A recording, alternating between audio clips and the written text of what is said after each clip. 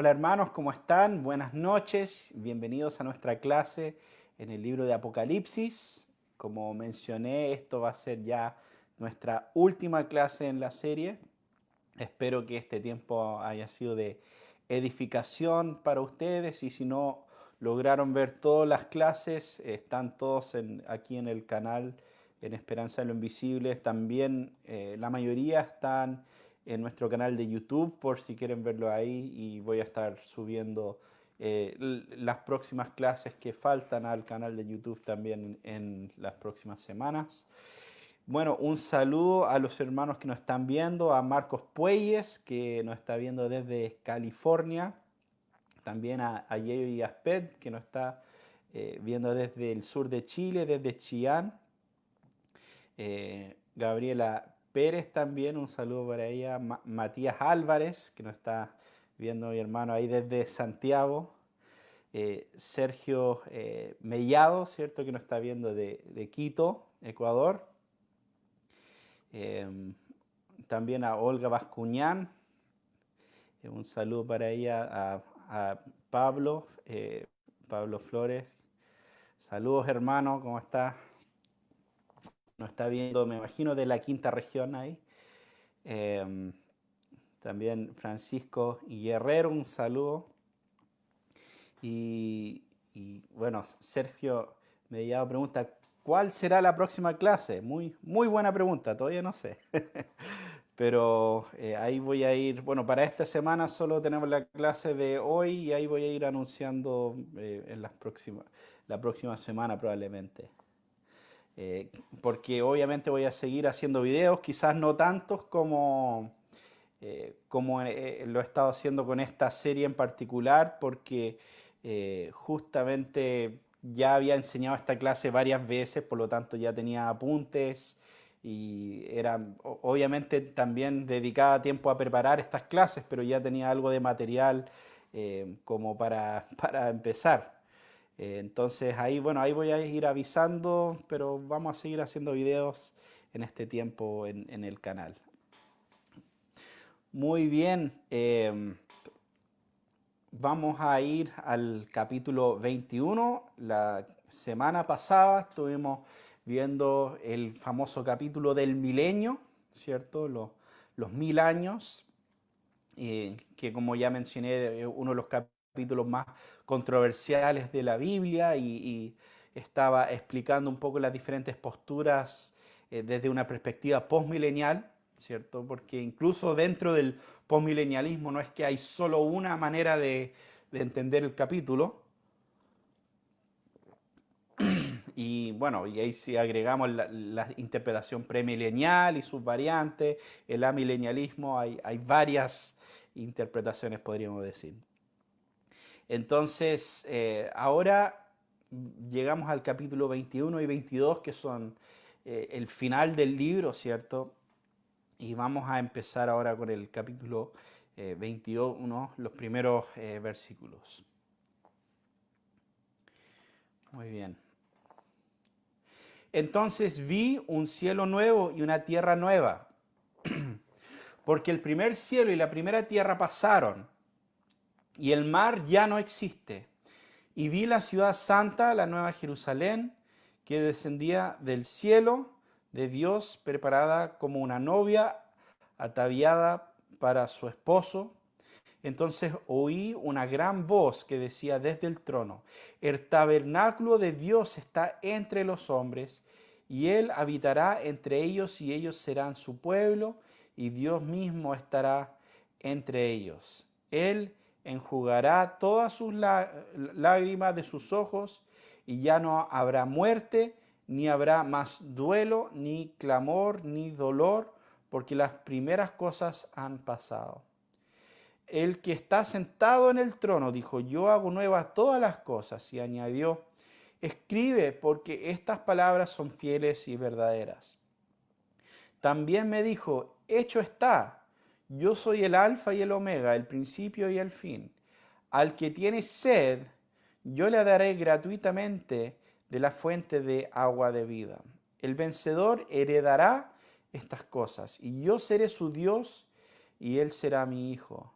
Pero los cobardes, incrédulos, abominables, asesinos, inmorales, hechiceros, idólatras y todos los mentirosos tendrán su herencia en el lago que arde con fuego y azufre, que es la muerte segunda.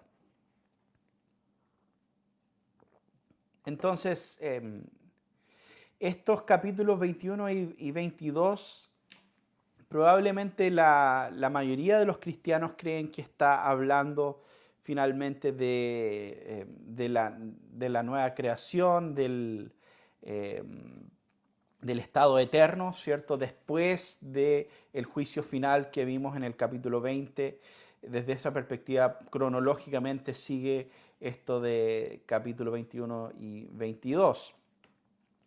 Y creo que esa perspectiva, o sea, no creo que está del todo equivocado. Yo creo que sí, en estos capítulos vemos una descripción de la realidad eterna, ¿cierto? Vemos una descripción del propósito eterno de Dios para su pueblo. Pero también creo que mezclado con eso vemos algunos aspectos especialmente de la Iglesia de Cristo, que aún ahora en parte se están cumpliendo.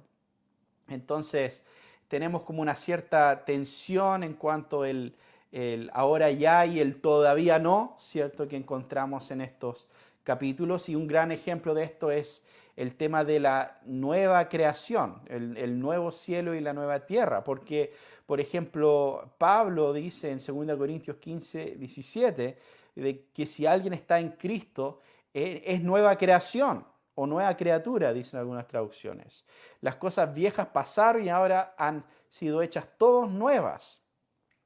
Entonces, obviamente entendemos que la nueva creación fue inaugurada con Cristo, ¿cierto?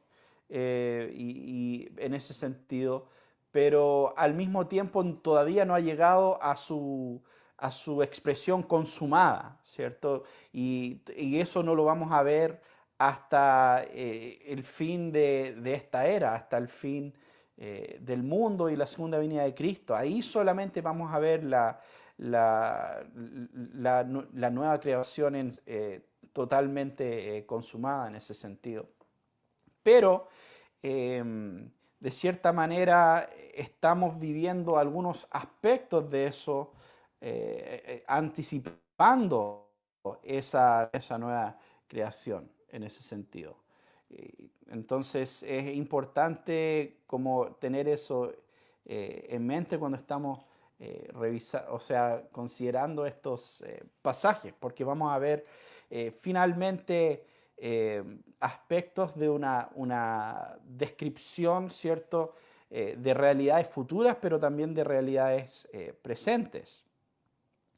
Entonces, por ejemplo,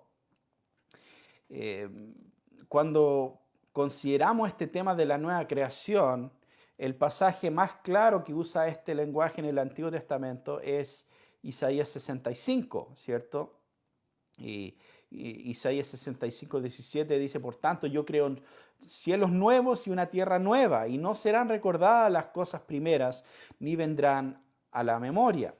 Pero después, cuando leemos esta descripción de los cielos nuevos y la tierra nueva, hay aspectos que no están hablando del estado eterno. Por ejemplo, Isaías 65, 20 dice, no habrá más ahí niño que viva por pocos días, ni anciano que no complete sus días, porque el joven morirá a los 100 años, y el que no alcance los 100 años será considerado maldito. Entonces, hablando, describiendo estos cielos nuevos y tierra nueva, dice que la gente va a vivir más tiempo, pero aún así hay muerte. También habla de generaciones y que no darán a luz para la desgracia. Y todo es lenguaje que no está hablando del estado eterno. Y en ese sentido sabemos eso justamente porque Jesús una vez vinieron los saduceos, y los saduceos eran liberales en el mundo judío que negaban la futura resurrección física de entre los muertos, ¿cierto? y los saduceos llegaron con una pregunta para Jesús y probablemente era una pregunta que habían hecho muchas veces a los fariseos, porque los fariseos sí creían en una futura resurrección física de entre los muertos, ¿cierto?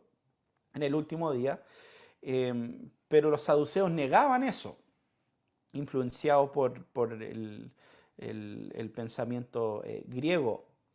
Y los saduceos dijeron a Jesús, bueno, hay un hombre y él muere y su esposa cuando muere se casa con su hermano y después, el hermano muere y su esposa se casa con otro y básicamente creo que eran como 7 y ellos preguntan a Jesús, bueno, y en la resurrección de los muertos, ¿de quién, esposa de cuál de esos 7 va a ser esa mujer, básicamente?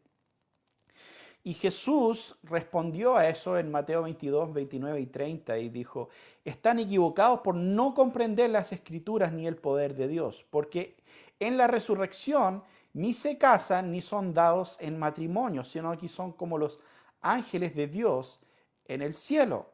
Entonces Jesús está diciendo que obviamente en el estado eterno no se casan ni se dan como matrimonios y en ese sentido son similares a los ángeles porque no se casan y por lo tanto, si no van a casar en el estado eterno, entonces no tiene sentido hablar de generaciones en el estado eterno o que van a tener hijos en ese tiempo. Entonces, por todo eso para decir que Isaías 65, que habla de cielos nuevos y tierra nueva, no está hablando exclusivamente del estado eterno, aunque obviamente la consumación de ese proceso es el estado eterno, pero está hablando de realidades que vienen antes de eso, y están hablando, y la nueva creación ya empezó en ese sentido, pero todavía no ha llegado a su consumación.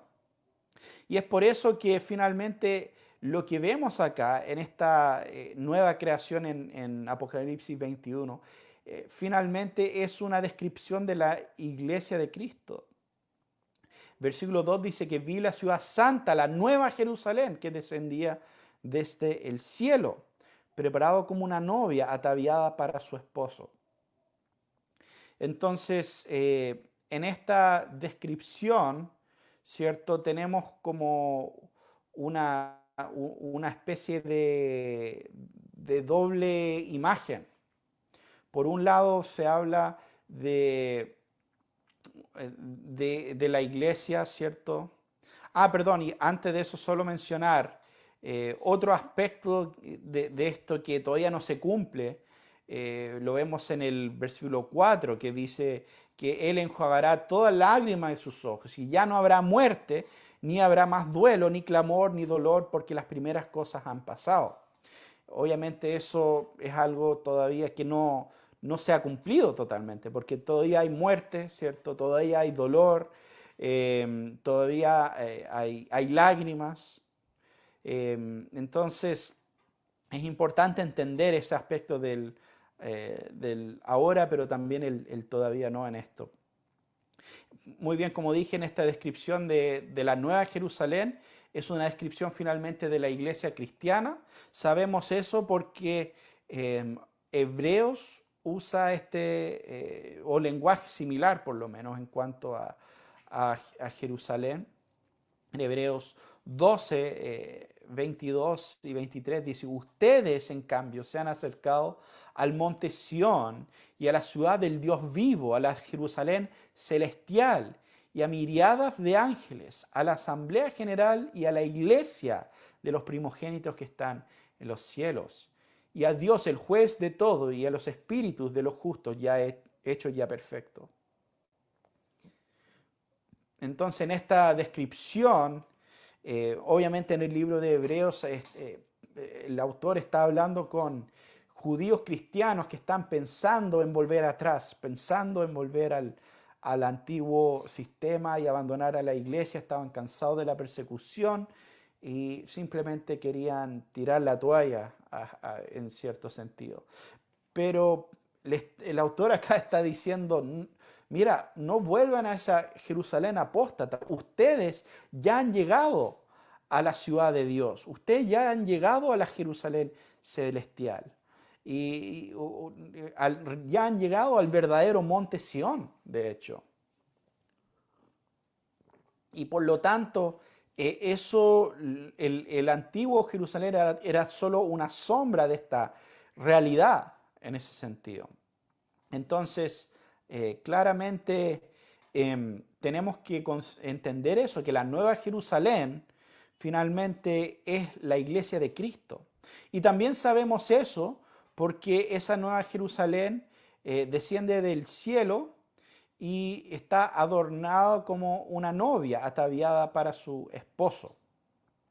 Y esa es otra imagen que la Escritura nos da de la iglesia, que la iglesia es la novia de Cristo, es la esposa de Cristo.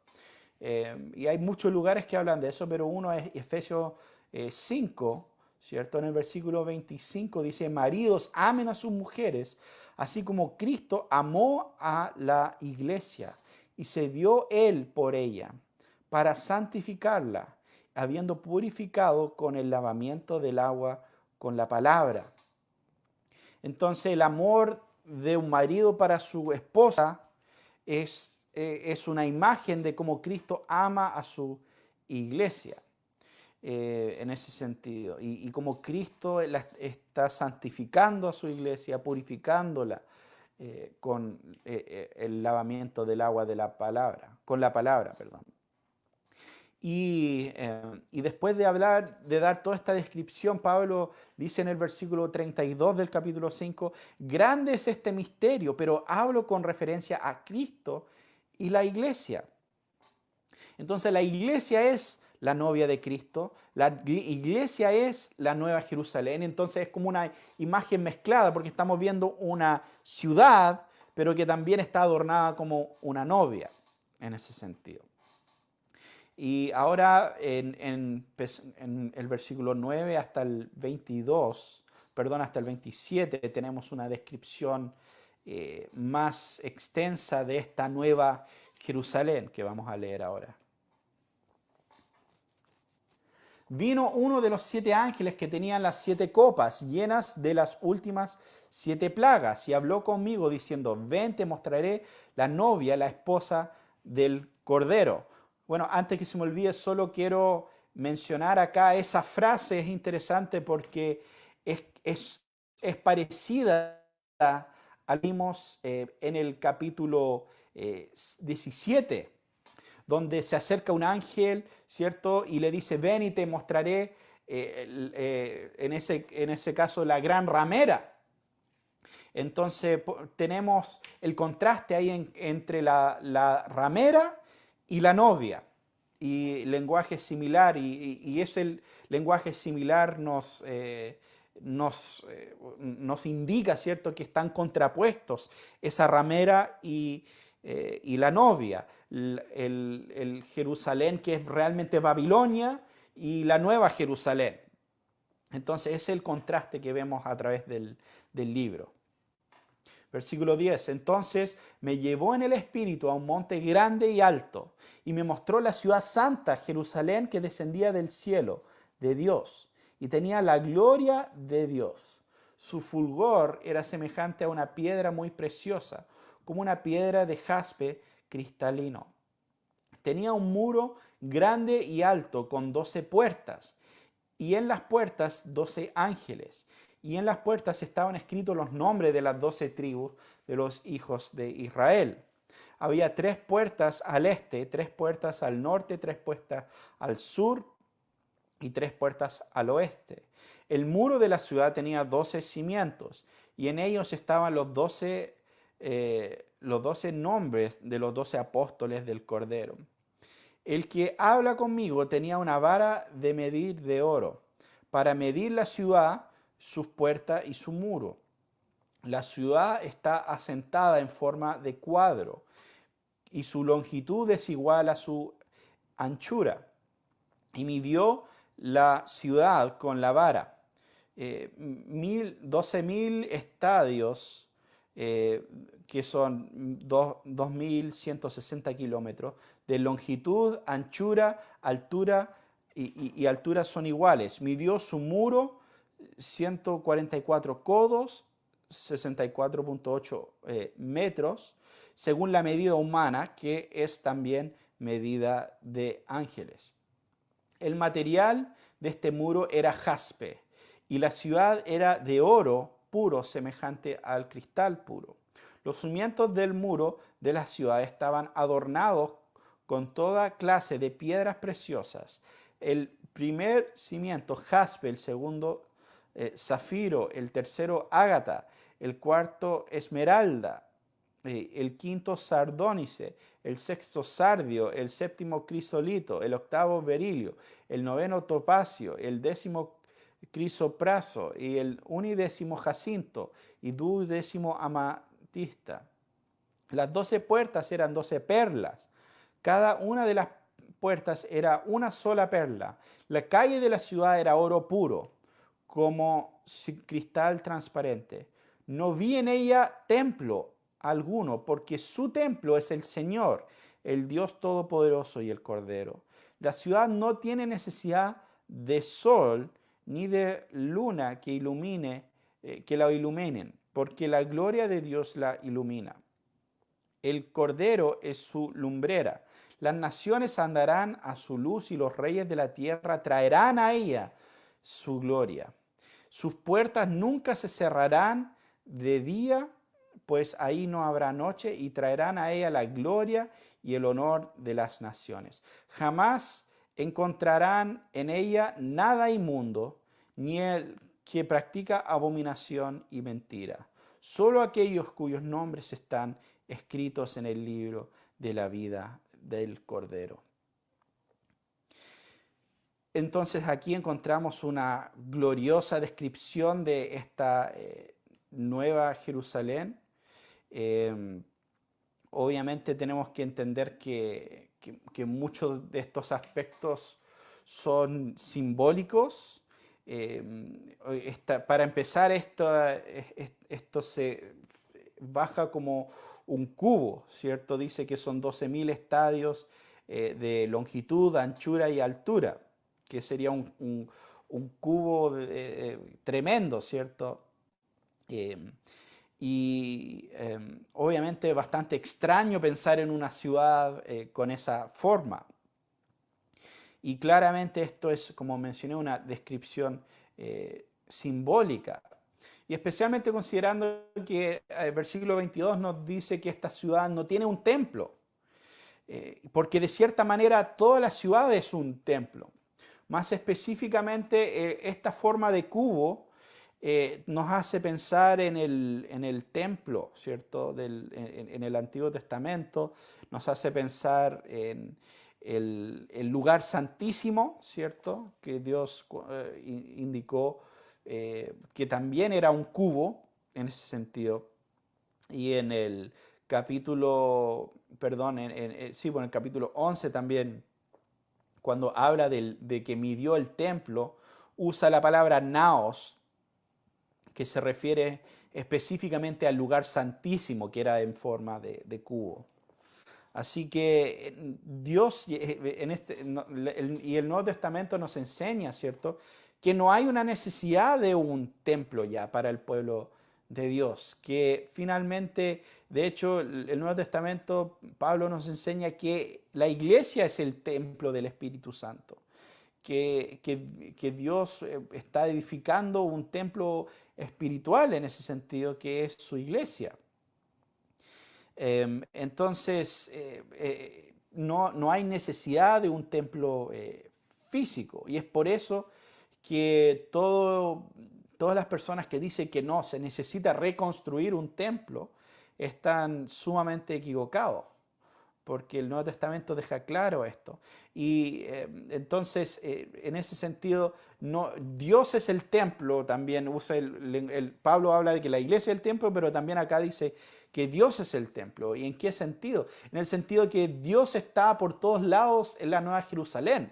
No está limitado a, como antes los judíos en la antigua Jerusalén, donde la presencia de Dios solo se manifestaba en ese templo, en el lugar santísimo, en tiempo específico, sino que ahora Dios estaba con su pueblo, Él es nuestro Dios y nosotros somos su pueblo y Dios habita con su pueblo en ese sentido.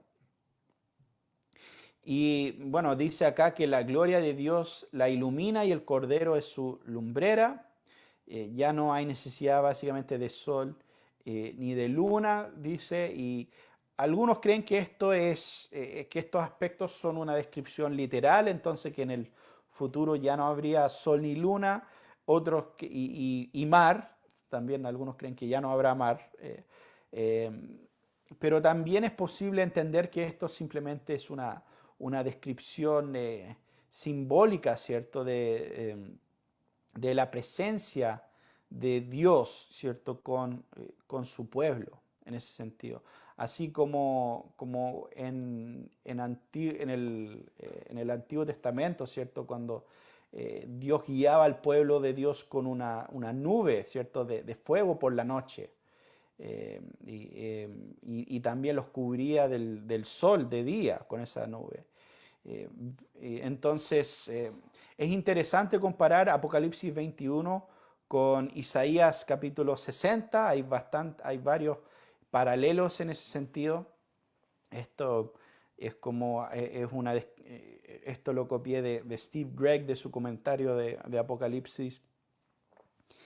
Y entonces vemos que en Isaías ya el sol no será para ti luz de día, ni el resplandor de la luna te alumbrará, sino que tendrás al Señor por tu luz eterna, y vemos lo mismo en Apocalipsis. Acudirán las naciones a tu luz, en versículo 3, lenguaje similar también en Apocalipsis. Los reyes te servirán, en versículo 10, la gloria del Líbano vendrá a ti, en Apocalipsis también, los reyes de la tierra traerán a ella su gloria.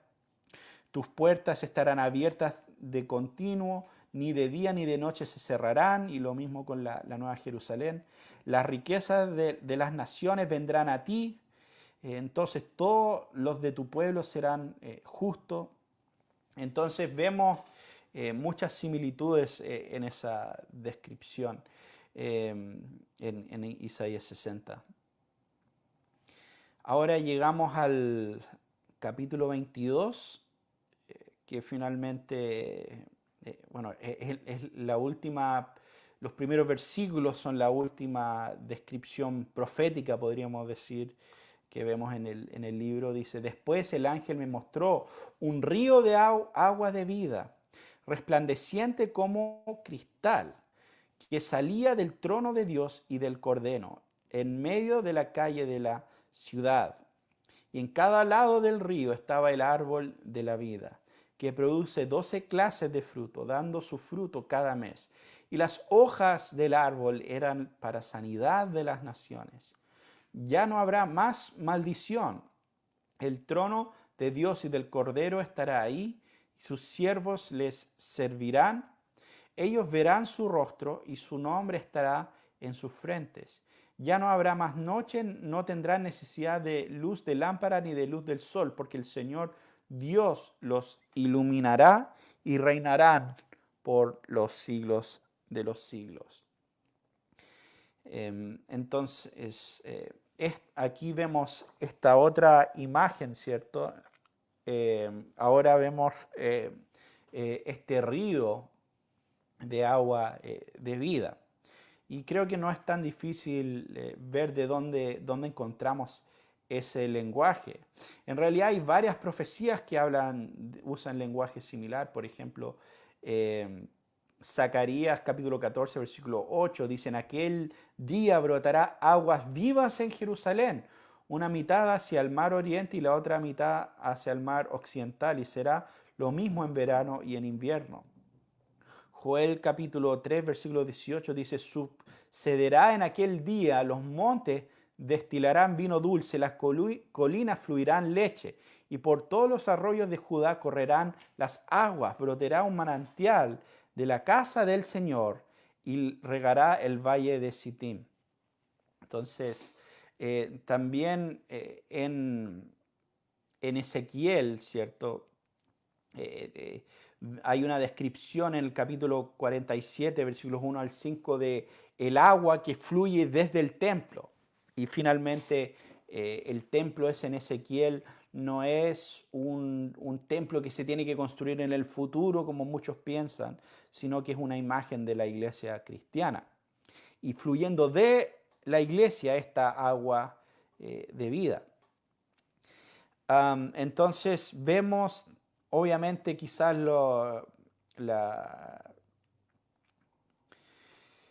eh, la descripción más clara de esto en las palabras de Jesús en Juan capítulo 4. Dice Jesús en Juan 4:10, si tú conocieras el don de Dios y quién es quien te dice, dame de beber, tú habrías pedido a él y él te hubiera dado agua viva. En versículo 14, pero el que beba del agua que yo le daré no tendrá sed jamás, sino que el agua que yo le daré se convertirá en una fuente de agua que brota para vida eterna.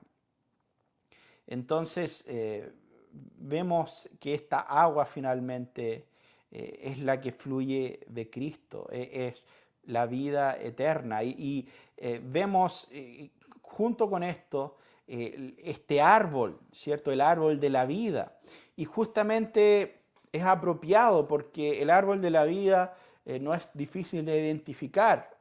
Cuando leemos los primeros capítulos de la Biblia, ¿cierto? En Génesis, en el jardín del Edén estaba este árbol de la vida. Y muchos creen que Adán y Eva no eran necesariamente, que Adán y Eva tenían que comer del árbol de la vida, ¿cierto? Para vivir para siempre en ese sentido. Y por eso Dios, cuando cae el hombre, los separa del árbol de la vida y pone un querubín para que ellos no puedan comer de ese árbol de la vida. Pero en Cristo, ¿cierto? Tenemos vida eterna. En Cristo vivimos por la eternidad. Y eso es también lo que vemos en la nueva creación, es en muchos sentidos el Edén restaurado, el paraíso restaurado, pero mucho más glorioso. Vemos una realidad física, ¿cierto? Nuestra existencia en el estado eterno no es una existencia espiritual en el sentido de que vamos a estar flotando por los aires, ¿cierto? Tocando arpas, sino que es una recreación, es una resurrección física de entre los muertos y una restauración física del orden creado. Y eso es muy importante y una parte esencial de la teología cristiana. Entonces, en ese sentido, este árbol nos muestra eso, nos habla de ese aspecto de la vida eterna que tenemos en Cristo. Que Cristo promete en Juan 6:40, dice, porque esta es la voluntad de mi Padre, que todo aquel que vea al Hijo y cree en Él tenga vida eterna, y yo mismo lo resucitaré en el día final. Entonces hay la promesa de vida eterna ligado con la promesa de una resurrección en el día final. Y el día final no ha llegado. El día final es en la segunda venida de Cristo. Y otra vez en Ezequiel 47 también tenemos esta descripción de árboles a la orilla del río. En 47, versículo 7 dice, cuando volví, vi en la orilla del río había muchísimos árboles a uno y a otro lado. Ezequiel 47:12 dice, junto al río en su orilla y a uno y otro lado crecieron toda clase de árboles que dan fruto para comer. Sus hojas no se marchitan, ni faltará su fruto. Cada mes darán fruto porque sus aguas fluyen del santuario. Su fruto será para comer y sus hojas para sanar. Y fíjense que en Apocalipsis dice que las hojas de este árbol de la vida son sanidad para las naciones. Entonces, estos son algunos de los aspectos que vemos en esta descripción en Apocalipsis. Y finalmente, vamos a ir a los versículos, los últimos versículos que cierran básicamente el libro. Versículo 6. Y me dijo, estas palabras son fieles y verdaderas. El Señor, el Dios de los espíritus de los profetas, envió a su ángel para mostrar a sus siervos las cosas que han de suceder enseguida. Por tanto, yo vengo pronto, bienaventurado el que guarda las palabras de la profecía de este libro. Yo, Juan, soy el que oyó y vio estas cosas. Y cuando oí y vi, me postré para adorar a los pies del ángel que me mostró estas cosas. Y me dijo, no hagas eso, yo soy consiervo tuyo y de tus hermanos los profetas y de los que guardan las palabras de este libro. Adora a Dios. También me dijo, no selles las palabras de la profecía de este libro, porque el tiempo está cerca. Que el injusto siga haciendo injusticias, que el impuro siga siendo impuro, que el justo siga practicando la justicia y que el que es santo siga guardándose santo. Por tanto, yo vengo pronto y mi recompensa está conmigo para recompensar a cada uno según sea su obra. Yo soy el alfa y el omega, el primero y el último, el principio y el fin. Bienaventurados los que lavan sus vestiduras para tener derecho al árbol de la vida y para entrar por las puertas de la ciudad. Afuera están los perros, los hechiceros, los inmorales, los asesinos, los idólatras y todos los que practican mentira.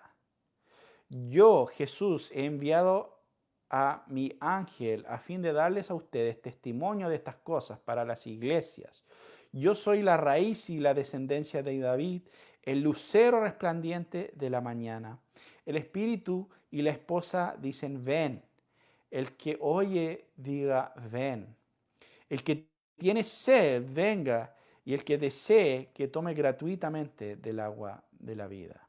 Yo testifico, todos los que oyen las palabras de la profecía de este libro, si alguien añade a ellas, Dios traerá sobre él las plagas que están escritas en este libro. Y si alguien quita de las palabras del libro, de esta profecía, Dios quitará su parte en el árbol de la vida y de la ciudad santa descritos en este punto. El que testifica estas cosas dice, sí, vengo pronto. Amén. Ven, Señor Jesús. La gracia del Señor Jesús sea con todos. Amén. Ok, muy bien. Hemos llegado al fin de este libro.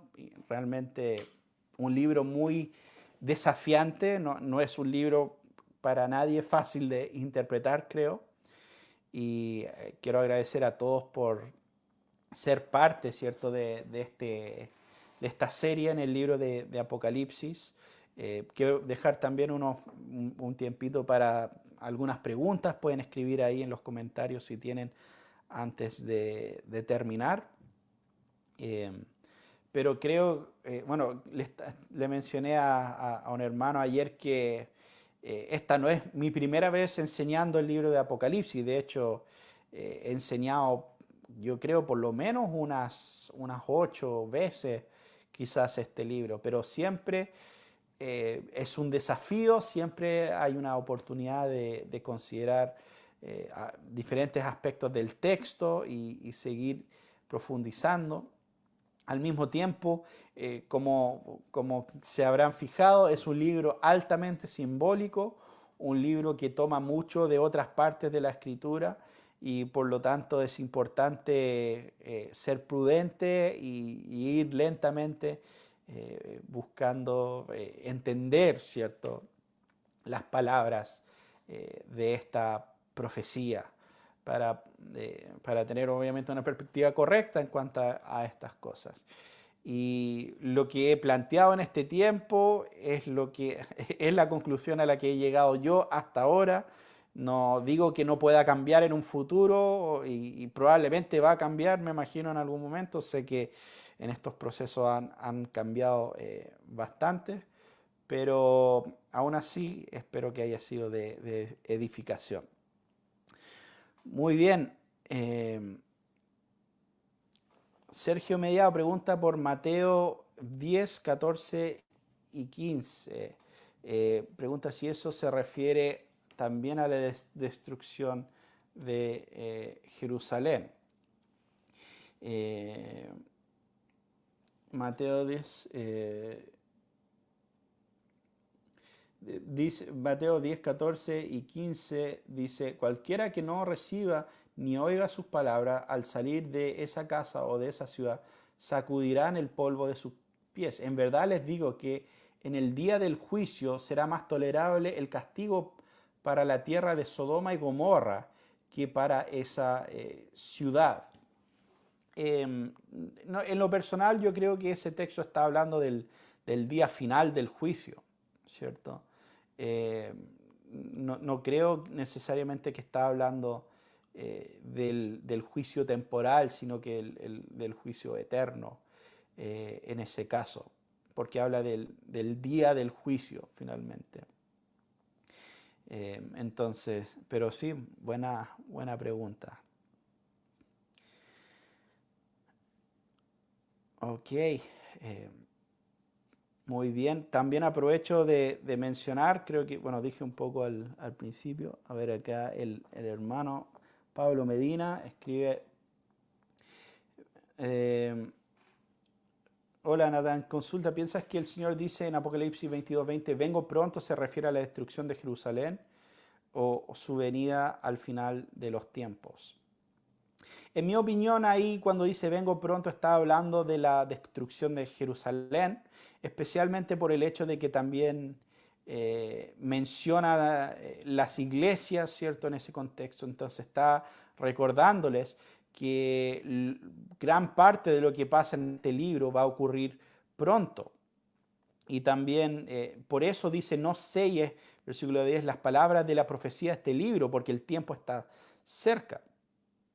¿Se acuerdan que en el libro de Daniel Dios le dice sellar las palabras de la profecía porque eran para tiempos más lejanos? En cambio aquí en Apocalipsis dice no lo selles porque esto ya va a ocurrir pronto. Y desde mi perspectiva, Apocalipsis fue escrito probablemente en el año 65 y por lo tanto esto ya el próximo año o unos meses después cayó el juicio. Entonces, desde mi perspectiva, gran parte, como ya vimos, si siguieron las diferentes clases, ¿cierto? En Apocalipsis, que gran parte de esto ya se cumplió en el 70, pero también hay otras partes que no.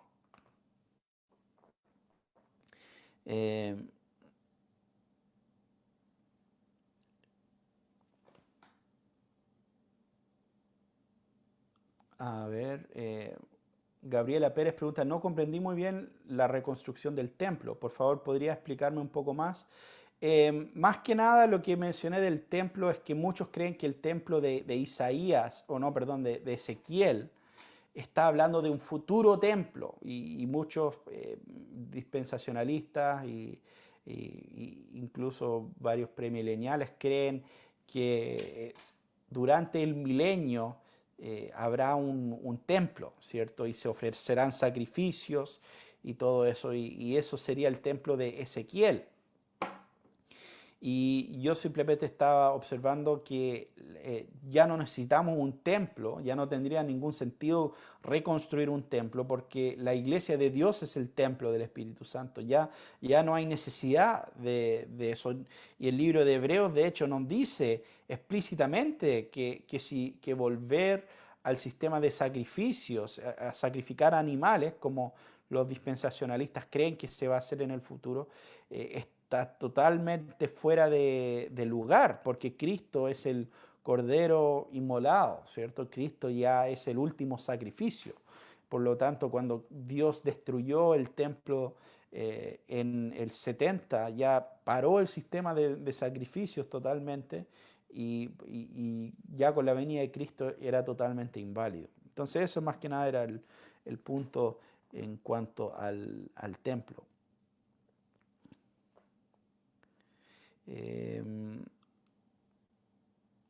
Cristian Quevedo pregunta, gracias por compartir. ¿Cuál es la diferencia entre el tiempo está cerca y he aquí vengo pronto? Realmente no hay ninguna diferencia. Los dos están describiendo el hecho de que gran parte de lo que se profetiza, lo que Jesús dice ahí, se iba a cumplir pronto en ese sentido. Entonces serían como sinónimos, en mi opinión. Em, El otro día en clase, la pasada, enseñaste 3 interpretaciones del milenio según los postmilenialistas. ¿Con cuál de las tres te sientes más identificado? Creo que lo mencioné en la clase, pero con la segunda, es que es básicamente la más común y es muy similar a la interpretación amilenialista en muchos sentidos, donde ve el milenio como el era segunda venida y que la era dorada sería durante el milenio, pero ocurriría en el tiempo posterior del milenio. Entonces yo me identificaría más con esa postura, aunque sí veo mérito en las otras dos posturas, en la postura puritana, ¿cierto? Y la postura de Warfield. Son temas que me gustaría seguir estudiando, seguir considerando. Creo que las dos son opciones bastante válidas y aunque no estoy totalmente convencida eh, de una de esas otras, pero sí son unos puntos interesantes de considerar.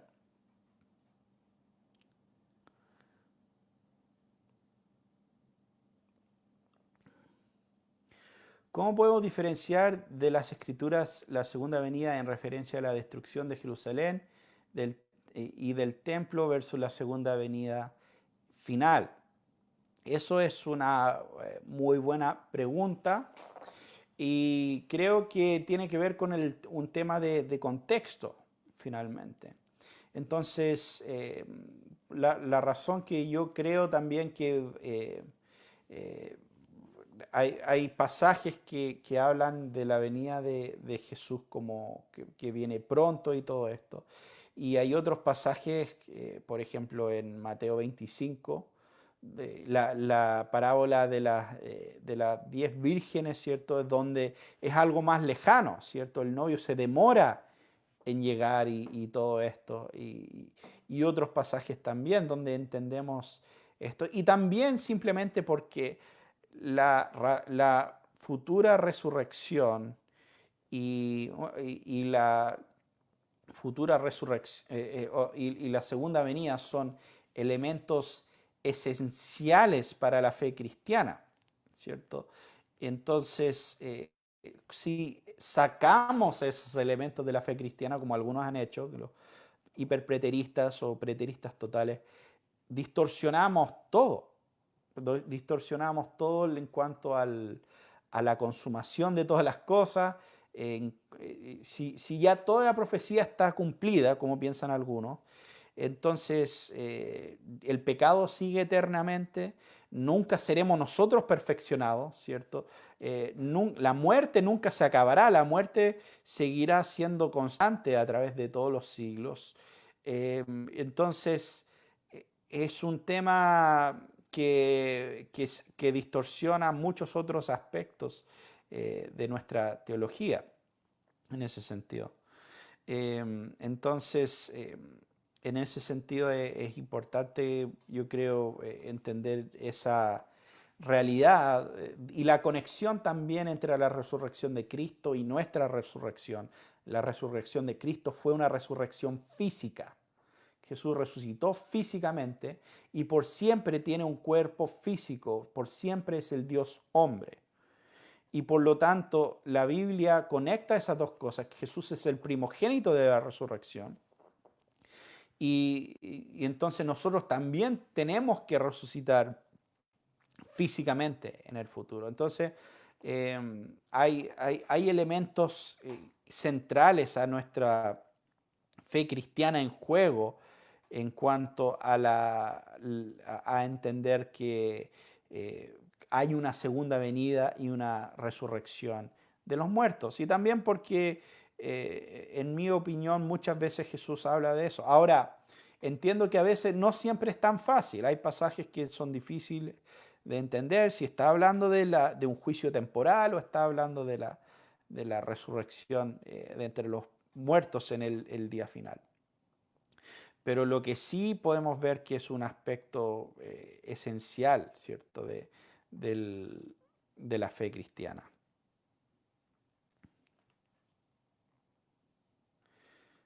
Sí, la Valeria dice, me parece que los preteristas totales entienden esa referencia como una venida. Sí, porque entienden toda referencia en la Biblia, creen que toda profecía en la Biblia, todo ya está cumplido. Y lo único que le queda al ser humano es em, morir, ¿cierto? Y estar en un estado espiritual, ¿cierto? No corporal, por así decirlo, o por la eternidad. Entonces, sí, pero eso es una distorsión, sin duda, del cristianismo. En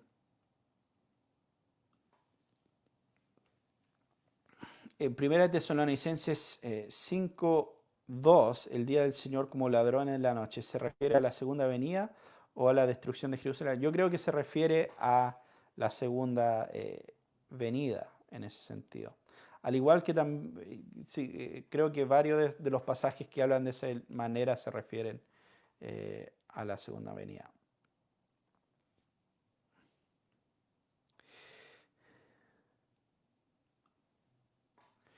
Porque me da a entender que la postura que habla de los cuerpos ya glorificados y de la segunda venida de Cristo ya pasó, sería la de los hiperpreteristas. Los totales serían los que consideran las venidas de Cristo en juicio, por tanto la destrucción de Jerusalén vendría a ser la primera venida, pero sí esperan la segunda, o eso me da a entender.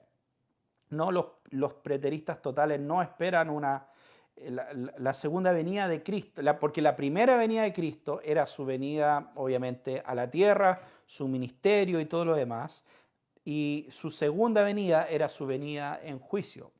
Y no, para ellos no hay otra venida en ese sentido.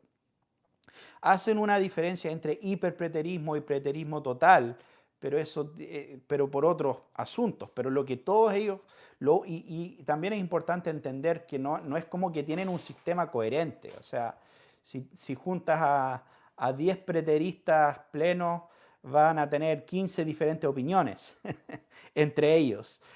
Porque realmente es un grupo de bastante confundido. Pero lo único que sí están de acuerdo es que ya la resurrección ya ocurrió, la segunda venida ya ocurrió y todo eso. Entonces, sí, ese es un tremendo tema. Obviamente, yo creo que en otra ocasión voy a hacer un video hablando un poquito más de ese punto específicamente, porque vale la pena abordar algo de eso.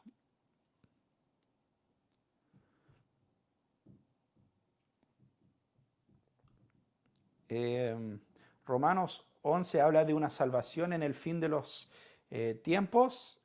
Buena pregunta, o sea, creo que te estás refiriendo al aspecto final donde dice todo Israel será salvo. Y yo personalmente sí creo que está hablando de una futura conversión de los judíos antes de la segunda venida, ¿cierto? Y al inicio de este periodo de era dorada que hemos hablado en otras ocasiones, que sería donde todas las naciones y la gran mayoría del mundo entra a la iglesia cristiana y se vuelve a Cristo. Entonces yo creo que la conversión de los judíos es parte de eso. Entonces, en ese sentido es algo que está ligado. Sergio me pregunta, ¿qué denominaciones practican el prestarismo total? Hasta donde yo sé, ninguno.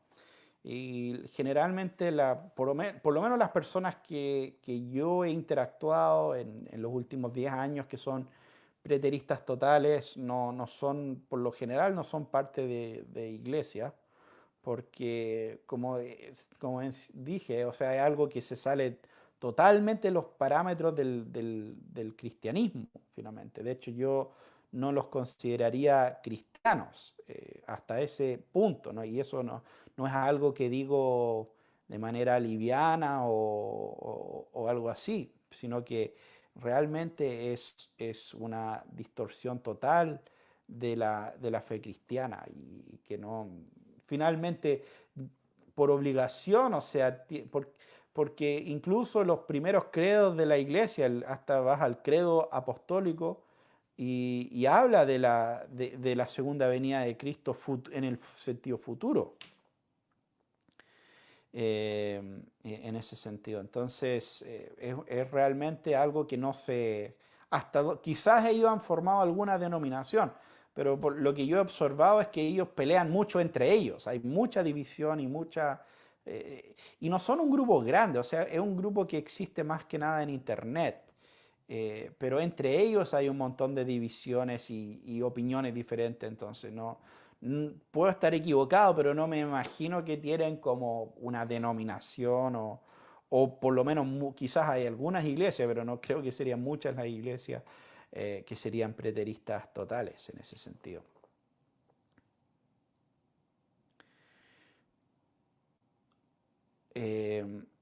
Bueno, un amigo me mencionó que el postmilenialismo se equivoca al poner la segunda venida lejana, ya que eso es fecharlo y nadie sabe el día y la hora. En cambio, él piensa que se debería ver inminente y lejano al mismo tiempo. Bueno, esto es un punto que que muchos mencionan y creo que es importante entender algo. Casi todas las posturas creen que hay ciertas cosas que tienen que pasar en el futuro antes de la segunda venida de Cristo. De hecho, yo me atrevería a decir que la doctrina de la venida inminente de Cristo es más que nada una doctrina que viene del dispensacionalismo y específicamente del dispensacionalismo pre-tribulacional.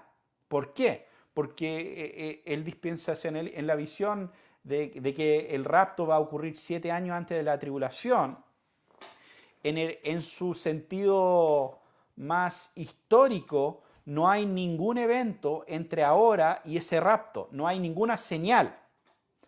Y de hecho por eso muchos escritores populares de profecía que son dispensacionalistas, en cierta manera están violando sus propios principios cuando empiezan a decir, ah, mira lo que China está haciendo acá, ah, mira que el microchip, ah, mira que esto y lo otro, porque están como casi diciendo que se tienen que cumplir cosas antes de el rapto. Pero tradicionalmente no hay nada que separa el tiempo actual y el rapto. No hay ninguna señal antes de que eso ocurra. Pero, por ejemplo, desde la perspectiva amilenial, tiene que ocurrir la gran apostasía antes de que Jesús vuelva. Se tiene que levantar, probablemente la mayoría de ellos, no todos dirían que se tiene que levantar el hombre de pecado, ¿cierto? Y si esas cosas no ocurren, todavía no va a ocurrir la segunda venida, básicamente. Y otras posturas, incluso cualquier premilenialismo que no cree en un rapto pretribulacional, va a decir, no, tienen que ocurrir esa gran tribulación antes de que Cristo vuelva. Por lo tanto, casi todos creen en ciertas cosas. Ahora, el postmilenial cree que la tierra tiene que ser, las naciones tienen que ser discipuladas y todos tienen y la gran mayoría de las naciones entrar a la iglesia y todo eso. Pero aún así, y esto es importante porque yo creo que aquí especialmente las personas que tienen ese tipo de crítica que mencionas no están escuchando lo suficientemente detalladamente, podemos decir. Aún así, no presumimos saber el día y la hora. ¿Y por qué digo eso? Porque incluso la era dorada, nosotros creemos que es un tiempo extendido. Muchos creían, ¿cierto?, de los puritanos que iba a durar 1000 años, o incluso algunos creen que va a durar más que 1000 años. Por lo tanto, en ese periodo, en esa era dorada, no estamos diciendo, ya, bueno, en el año esto, a las 3 de la tarde Jesús va a volver. Porque no, nadie sabe el día y la hora. Solo sabemos que en algún momento, durante ese periodo, Cristo va a volver. Por lo tanto, en ese sentido, creo que el dispensacionalismo en este punto ha tenido mucha influencia, y porque incluso he hablado con personas que son amileniales o tienen otra postura, pero siguen con este tema de la doctrina de inminencia, no dándose cuenta que en realidad es algo que solo tiene sentido desde una perspectiva dispensacionalista pretribulacional. Entonces, yo creo que ese es un punto importante de destacar en cuanto a eso.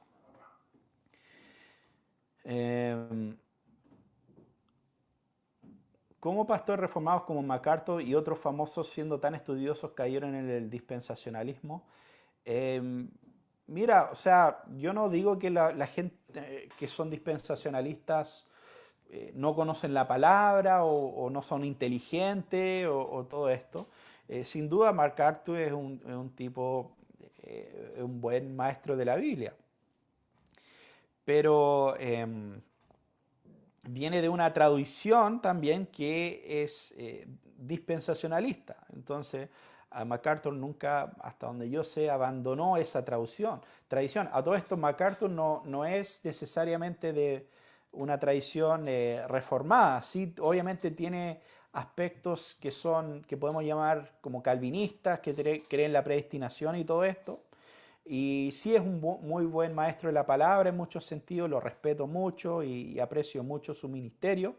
Pero al mismo tiempo, o sea, Darby también era calvinista en ese sentido, entonces no es nada nuevo que dispensacionalistas crean en la predestinación.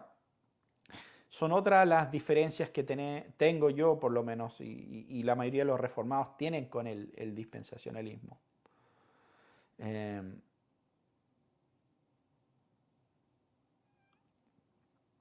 Creo que más que dominación son teólogos liberales los preteristas totales. En Alemania es más fuerte esa tendencia. Sí, hay por eso, más que nada son individuos y no es tanto un tema de denominaciones.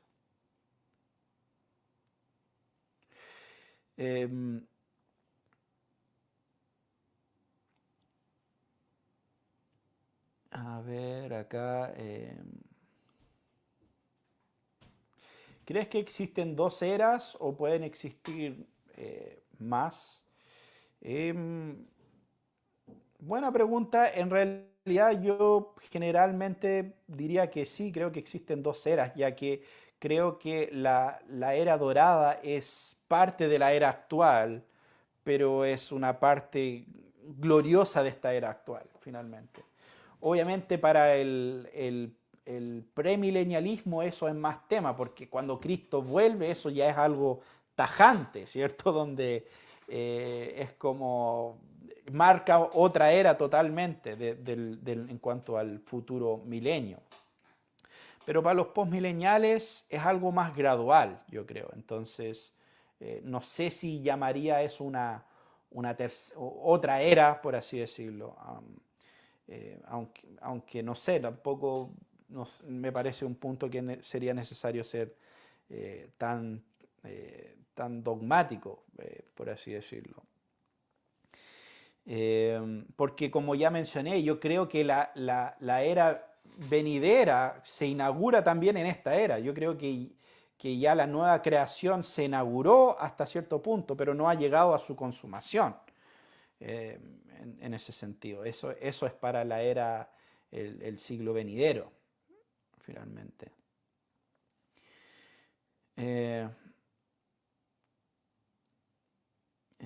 Si yo creo en la predestinación, sí, creo en la predestinación. Y bueno, y eso es un tremendo tema también. Sí, Darby no venía ni del pentecostalismo ni del metodismo. De hecho, Darby era un anglicano irlandés. en realidad. Él era anglicano, era parte de la iglesia anglicana en Irlanda, o la iglesia de Irlanda creo que se llama, porque es la iglesia específica de ese país, Irlanda del Norte, y después se salió y fue parte de un grupo que se llamaba los Plymouth Brethren, que era un grupo un poco anti-institucional, podríamos decir, pero definitivamente no era carismático, definitivamente no era como arminiano, por así decirlo. De hecho, yo creo que en algún momento vamos a hacer un video sobre ese tema porque es bastante interesante. Eh,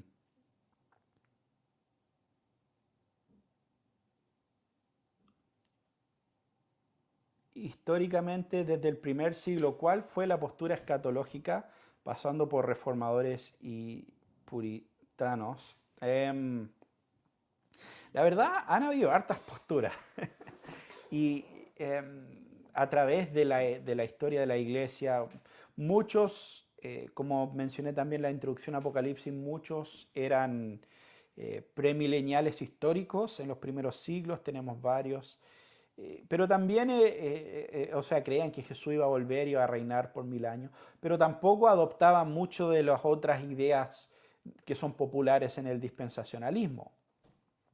Y por otro lado, después, especialmente después de Agustín, había más una teología que podríamos llamar amilenial o postmilenial, y ahí habían aspectos de las dos cosas quizá en el pensamiento de Agustín y otros. Pero realmente el debate más fuerte de estas cosas surge posteriormente en la era de los puritanos y después habían puritanos premileniales, postmileniales y después quizás lo que podríamos llamar amileniales, aunque eh, perdón, ese término recién en el siglo XIX empezó a agarrar fuerza, se empezó a usar.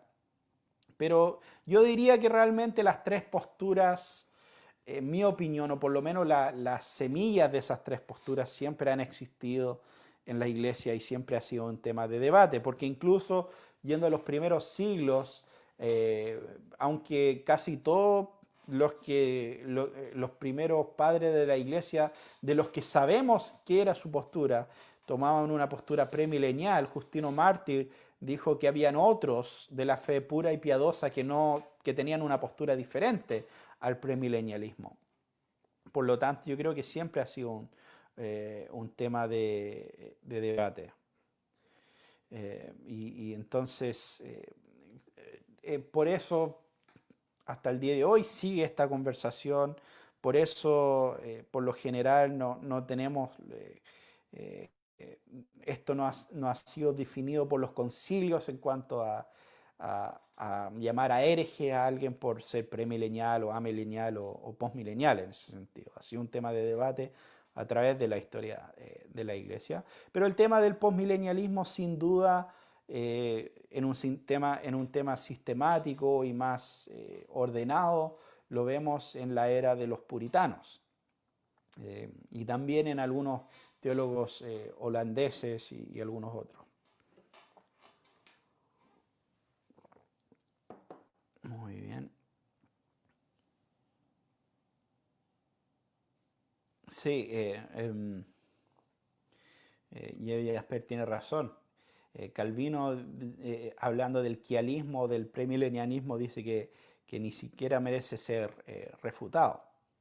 Aunque Calvino es un caso interesante porque escribió comentarios de casi toda la Biblia y uno de los pocos libros que no escribió un comentario era el libro de Apocalipsis. Así que un punto interesante.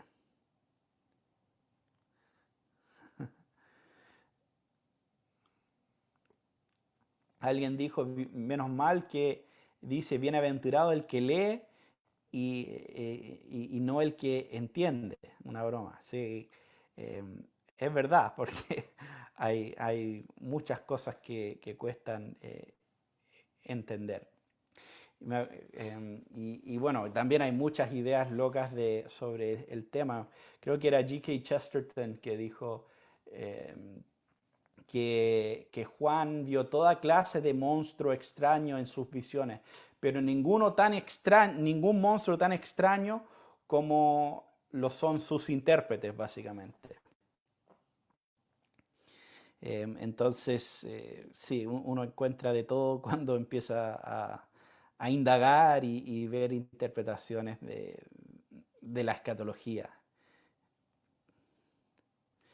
Muy bien, hermanos, muchas gracias por seguir esta última transmisión. Como mencioné, la próxima semana estaré avisando más videos y para seguir con algunas clases.